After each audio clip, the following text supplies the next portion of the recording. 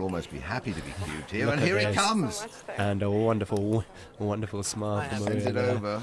The smiling assassin sends over a 4 cube. 3 minutes.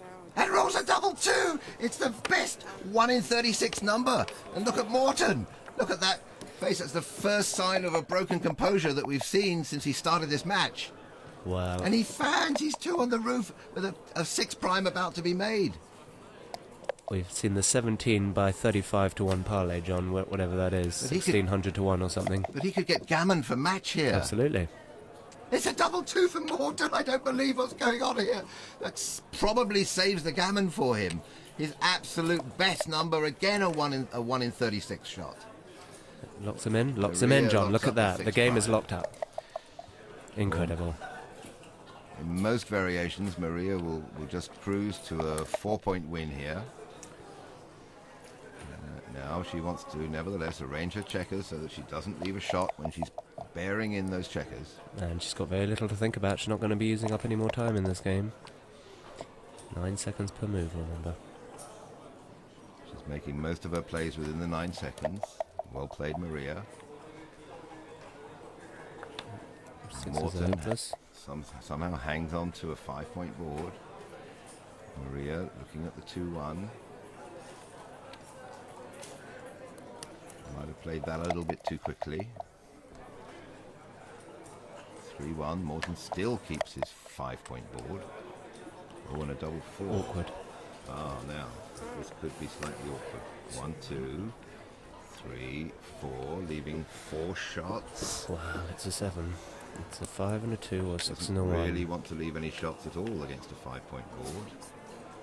Of course, she doesn't have to leave any, but to me, she should play 1 checker to the ace point and 2 in from the 8 point. Now, Maria, why are you leaving that gap? She's hit a clock. She's left a gap. She didn't need to leave that gap. 8. 6-2 and it's a 6-1. It's the only number to leave a shot. 13 numbers here. She wouldn't be leaving that if she hadn't left that gap there. It was here. Oh, I wouldn't have hit it. It was a 7. Didn't need to leave that gap. Normal.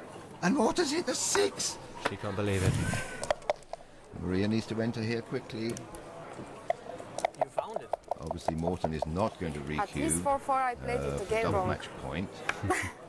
He's still stuck behind that 4 Where's prime. that 6 for Maria? They're so fast and just can't.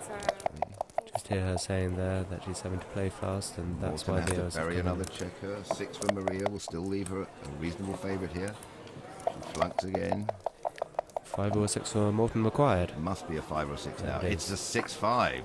Ouch. And he suddenly, another fan from Maria, and he becomes a monster favourite here, Will. Unbelievable parlay. Okay, we can see on the screen, apparently he's a 92% favourite here. And he knows it. But he doesn't want to play this with an 8 cube. Who would? Yeah, it would just be 1 set of boxes to give Krancheva a huge favour, but she's at 8% now. Would she take it, John? I don't know. She knows it might be coming. I don't know whether she wants to see it or not. If it does come over, there's no more time problem because the match will be over on this game.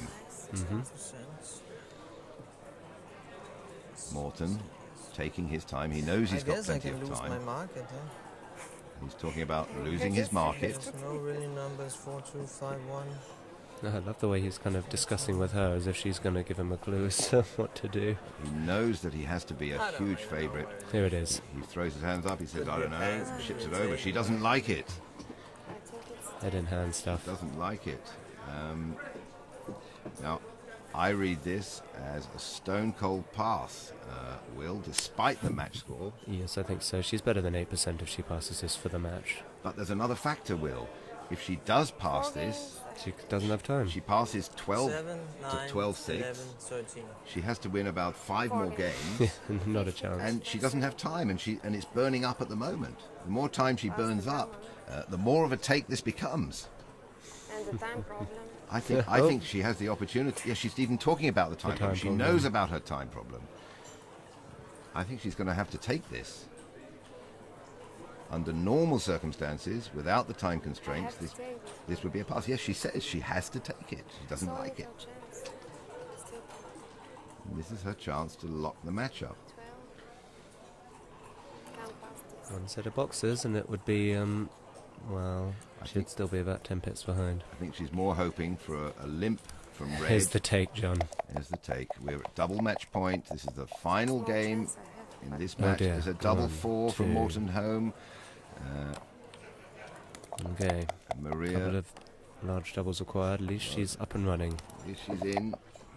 She has a 3% race. 1% race. Another double 4 Oh. from Morten.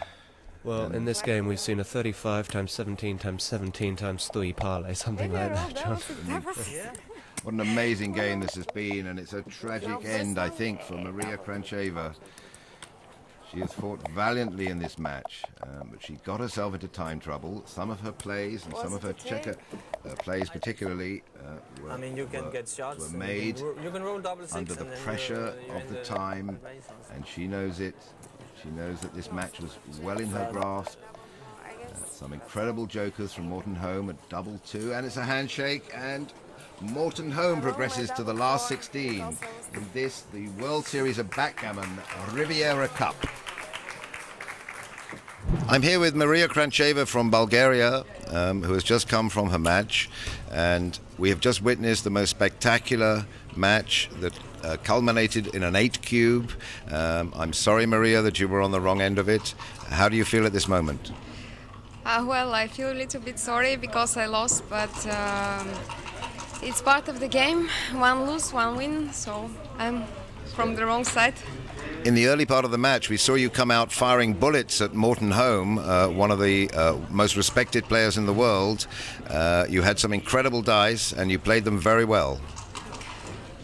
Thank you, but I think I can probably play much better if it's not so many, I mean, all the cameras and all those stuffs. Yes. So I feel a little bit sorry because I don't think I play well. That was quite a swingy game, yeah. But I mean, she rolled two big jokers. She came in with 1-6 from the bar, and she made an aggressive double, which was probably right according to the score. And she rolled another double, another joker on me, and I got a shot, came back, hit the shot, came around, and then sent in the 8 cube. Well, I checked out her redouble to 4, Morten, and she Yeah. redoubled you when she was only 50% to win the game. Yeah, but I guess she was right. If she's 50%, she was probably right, since she has a multi-joker in the double 2, which she rolled, and I have 2 checkers laying around, so she wins some gammon. So I'm pretty sure it was a double. If you say she has 50, if she only had 40, it was probably. Did you really feel that time pressure? Oh yeah, of course I did, because a few times I just didn't see the best move when it's so obviously and it's so clear what you have to move. Probably the time was that moment I made one mistake that I just, when I pressed the clock, I saw it. But I don't The know. pivot point of this match was when Morten Holm shipped over an 8 cube to Maria Krancheva. Now, she's a good enough player to know that she's only got a few % chance of winning this game, but she was in time trouble. This is every backgammon player's nightmare. Should I take or should I pass? She concluded that she didn't have the time to pass. She had to take this cube and had to try and get lucky. She didn't. Morten won 8 points and the match. So things are hotting up here in Cannes, reputations are at stake, and the pressure is on. Join us next time on the World Series of Backgammon to find out just who makes it through to those lucrative final stages of the Riviera Cup.